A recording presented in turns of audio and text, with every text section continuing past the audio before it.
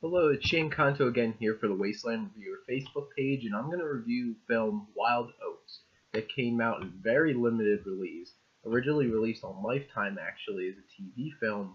This is directed by Tennant, who did films like Hitch, and his directing was kind of very bland and boring. It felt very just point the camera at everything, kind of just taking it in. There wasn't anything special. There was no stamp. It's like, oh, this was an Andy Tennant film. And between that and George Fenton's cinematography, it was just just a straight bright sheen to everything, and it felt really weird and off and artificial.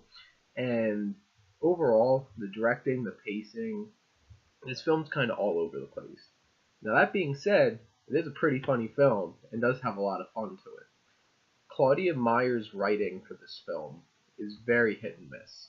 Some of the jokes hit hard and they're hilarious and it was fantastic. The timing was great, but unfortunately, the film is kind of a hot mess. It's all over the place, and some of the revelations and twists are just unbelievable. I was just like, are you serious? You gotta be kidding me. I didn't believe it for a second. And that made this film not reach the point where, hey, this is a good film. It was just, hey, I had some fun with it. I laughed a little bit. It was fun. Definitely Shirley McClaine and Jessica Lange play the two leads. A woman who loses her husband, gets $5 million by accident from the insurance company, who pairs up with her best friend whose husband left her for a younger woman, go off to the Canary Islands. Seems like a just fun thing, and they're so charming together. They have great chemistry. They're really, really funny. And the majority of their jokes hit, some of them miss.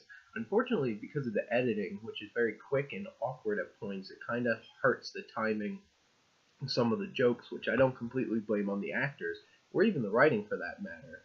This is kind of just thrown together film, and you could probably tell that why this started as a straight for TV movie.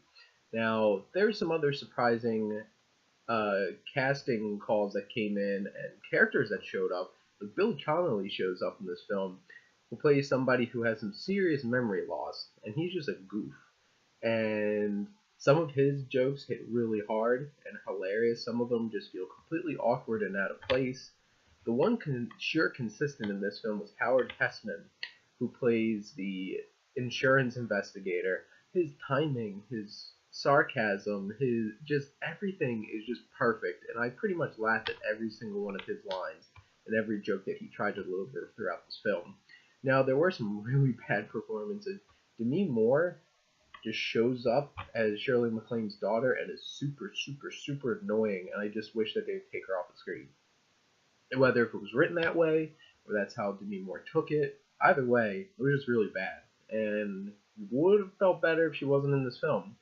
And basically, if you just want to have a fun time, I obviously wasn't the target audience to this, as this was originally released on Lifetime, and it's about two women in their 70s.